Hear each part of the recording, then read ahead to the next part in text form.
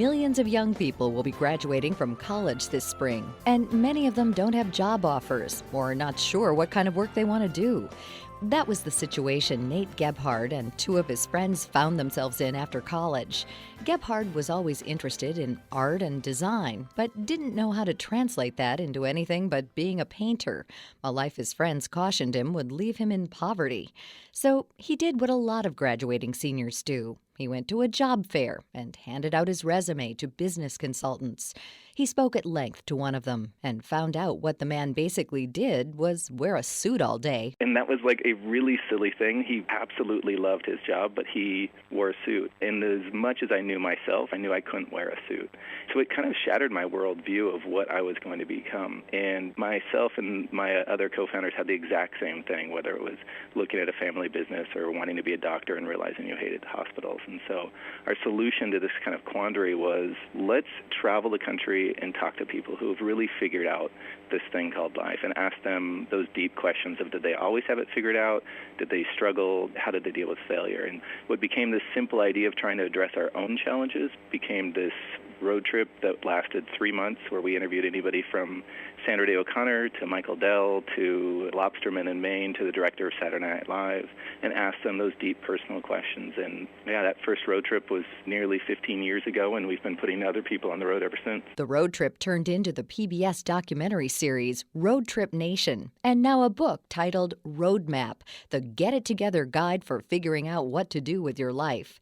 Gebhardt says that all too often we find ourselves in a job or life situation that we aren't happy with, but we can't find our way out of it. Sometimes it's because we need the money that a job provides. Sometimes it's because others, parents, friends, spouses, have pushed us into it.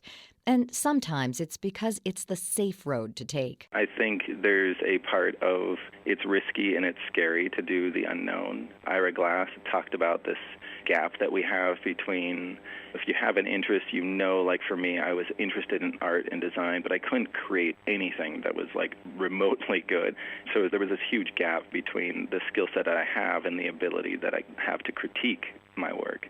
And many of us don't stay in that interest long enough and develop the skill sets to be able to kind of bridge that gap.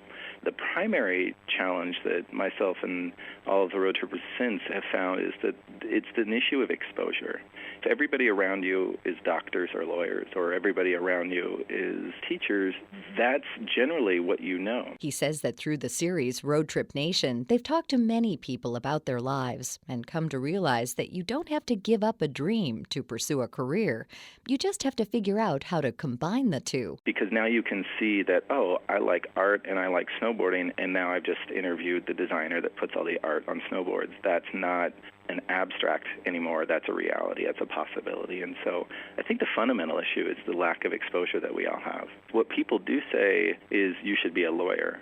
And I actually love law. I think it's fascinating. But the message I needed to hear when I was younger was, oh, you're interested in surfing and law. Well, there's a million surfing companies out there. Why don't you be the lawyer for one of them?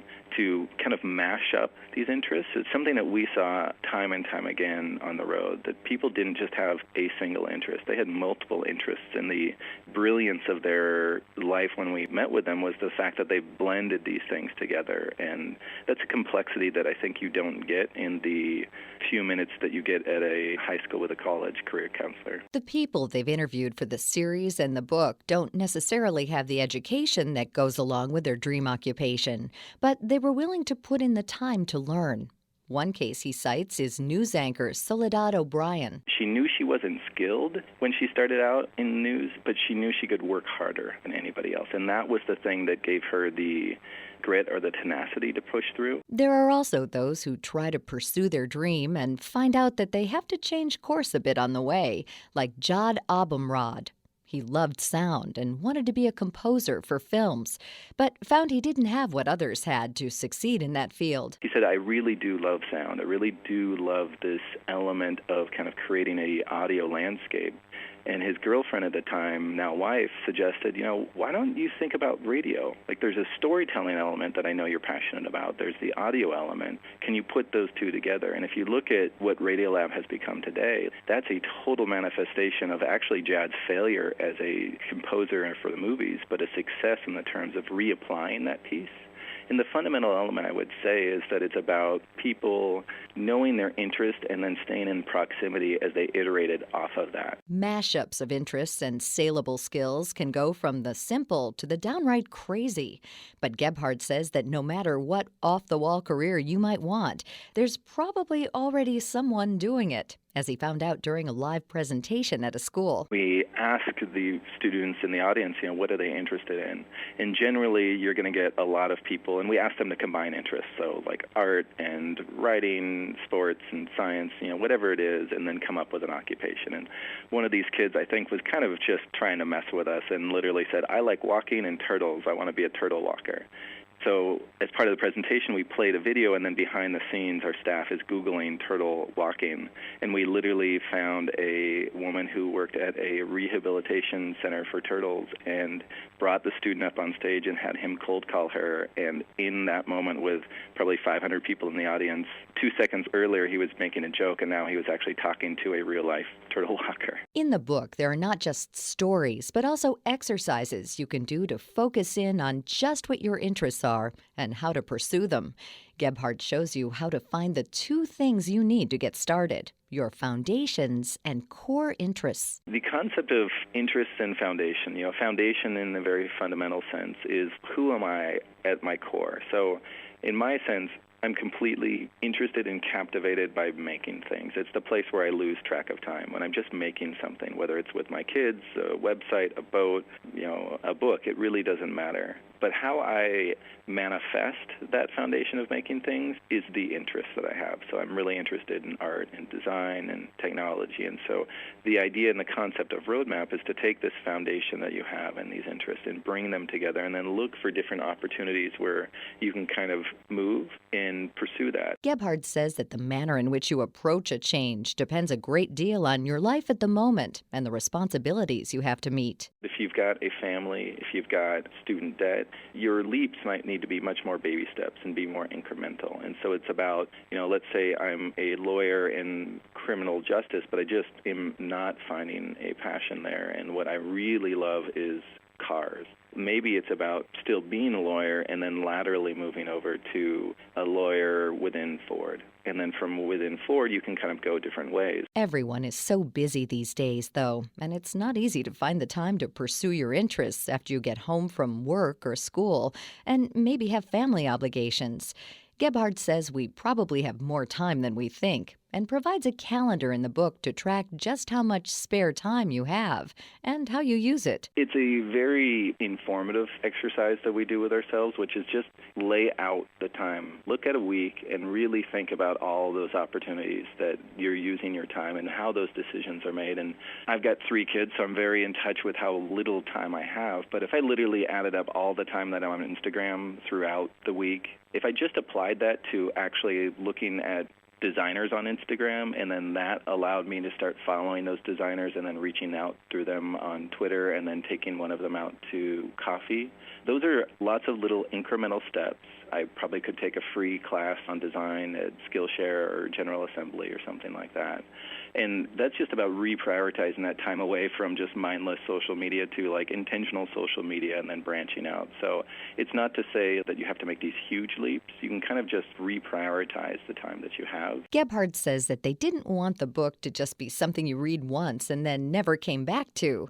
That's why they constructed it like a workbook with exercises and activities that can put readers on the path to finding their life's work. The whole book kind of culminates with a 4th section, which is all these different projects, not little activities that are within the pages, but actual projects that you can kind of take on with this kind of new approach. So it would be blogging about an interest that you have. It would be traveling to a new place that kind of encapsulates that interest.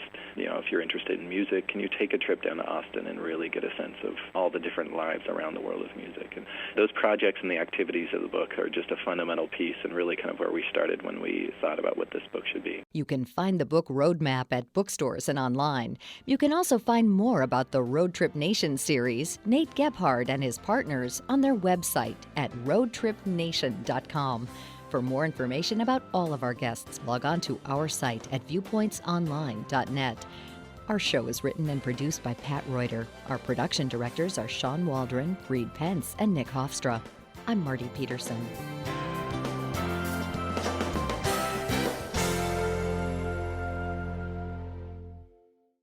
What's your hunger alter ego? After 5 years proving you're not you when you're hungry, Snickers flipped the concept, inviting fans to share who they are when they're hungry in the Snickers brand 2015 Who Are You When You're Hungry contest. The winner will take over the YouTube homepage for a day and receive $50,000.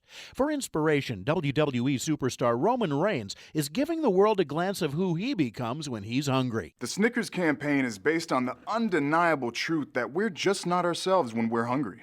Check out the Snickers Facebook page for my hunger alter ego and share yours using hashtag #EatASnickers. U.S. fans can enter by uploading Facebook or Instagram photos or videos showing who they become when they're hungry, now through April 17th. More information on how to enter is at facebook.com/Snickers or Snickers.com. That's facebook.com/Snickers or Snickers.com.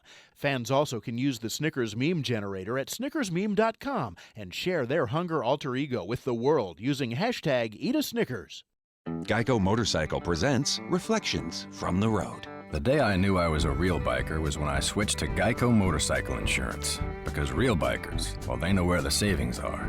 And you know what else makes you a real biker? A sweet tattoo. Check mine out. Just got it yesterday. It says Heel on Wheels. Wait, Heel on Wheels? Oh, man.